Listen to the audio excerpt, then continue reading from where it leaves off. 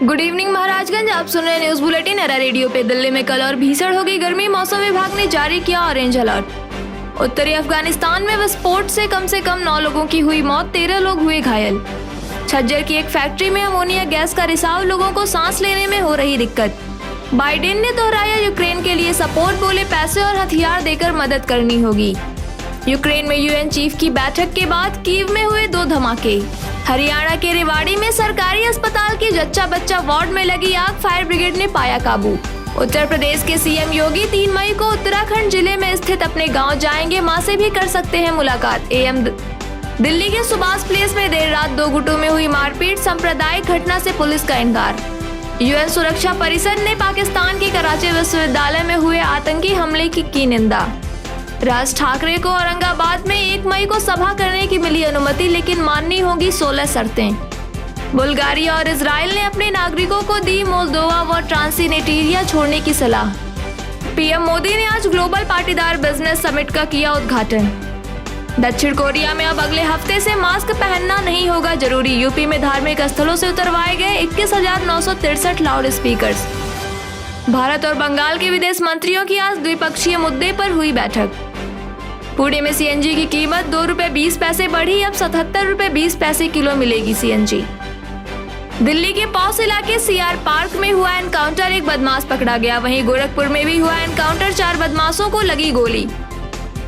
उत्तर प्रदेश के अयोध्या में मस्जिद के सामने आपत्तिजनक चीजें फेंकने के मामले में 7 लोग हुए गिरफ्तार।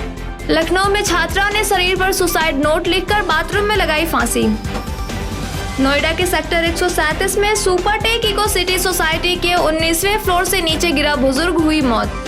बीएचयू कैंपस की दीवारों पर ब्राह्मण और कश्मीर के लिए लिखी गई आपत्तिजनक बातें, एफआईआर हुई दर्ज। कोरोना वैक्सीन डोज के बीच का 9 महीने वाला गैप अब हो सकता है कम।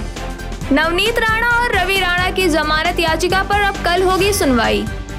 अनुपम आनंद की जगह पी भारती बने गुजरात के मुख्य चुनाव अधिकारी। सुप्रीम कोर्ट में 5 मई को देशद्रोह कानून पर हुई बहस। दिल्ली हाई कोर्ट में उमर खालिद की बेल पर सुनवाई की गई स्थगित। दिल्ली दंगा मामले में शरजील इमाम की जमानत याचिका पर पुलिस को हाई कोर्ट का नोटिस। यूपी में 1 मई से शुरू होगा ई पेंशन पोर्टल, अब रिटायरमेंट के 3 दिन के भीतर मिल जाएगा पैसा। राकेश अस्थाना की नियुक्ति के खिलाफ सुप्रीम कोर्ट में याचिका हुई मंजूर, 18 मई को होगी सुनवाई।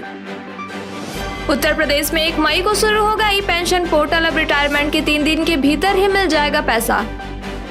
राकेश अस्थाना की नियुक्ति के खिलाफ सुप्रीम कोर्ट में याचिका हुई मंजूर, 18 मई को होगी सुनवाई। मनी लॉन्ड्रिंग केस में शिवसेना एमपी भावना गवली को ईडी का नोटिस, 5 मई को किया गया तलब। लाउड स्पीकर पर एक फिल्म बनाएंगे राज ठाकरे। भारतीय नौसेना आईएनएस घड़ियाल दवाओं की पहली खेप लेकर कोलंबो पहुंचा। ईडी की शिकायत पर कोलकाता पुलिस के खिलाफ दिल्ली पुलिस क्राइम ब्रांच ने की एफआईआर। मध्य प्रदेश बोर्ड में 72% रहा 12वीं का रिजल्ट, मेरिट लिस्ट में 93 लड़कियां और 60 लड़के हैं शामिल। देहरादून नैनीताल के बाद हरिद्वार में भी अब मास्क लगाना हुआ जरूरी, लगेगा 500 रुपए का जुर्माना। पंजाब के पटियाला में शिवसेना व खालिस्तानी समर्थकों के बीच हुई झड़प। जेपी नड्डा ने कहा कि राजनीति की संस्कृति को पीएम मोदी ने बदल दिया। शाहीन बाग ड्रग्स केस में एक और की हुई गिरफ्तारी, अब तक 4 लोग हो चुके हैं अरेस्ट। पाक बॉर्डर से भारत में घुसा ड्रोन बीएसएफ ने मार गिराया। संकट में श्रीलंका भाई को प्रधानमंत्री के पद से हटाएंगे राष्ट्रपति। अमृतसर में भारत पाक सीमा से बीएसएफ ने पाकिस्तानी घुसपैठिए को किया गिरफ्तार। गुजरात के विधायक जिग्नेश मेवाड़ी को मिली जमानत। पटियाला में खालिस्तान मुर्दाबाद मार्च में शामिल थे कुछ कार्यकर्ता, किया निलंबित। महबूबा मुफ्ती ने कहा कि हमारा देश धर्मनिरपेक्षता में मानता, बीजेपी इसे खत्म करने का कर रही है प्रयास। बात करें महाराजगंज जिले की तो भारतीय किसान यूनियन ने 7 सूत्रीय मांगों को लेकर की पंचायत। जिले में अलविदा जुमा पे दुआओं के लिए उठे हाथ, रहमत में मांगी दुआ। नौतनवा क्षेत्र के बरगदवा कस्बे में नाले निर्माण में अनियमितता का आरोप लगने पर हुआ हंगामा, काम रोका गया। नौतनवा के गांधी चौक के पास छापेमारी में अवैध रेल टिकट का कारोबारी पकड़ा गया। स्क्रब टाइफस मामले में महाराजगंज शहर, नटवा जंगल व खुटहा बाजार है संवेदनशील।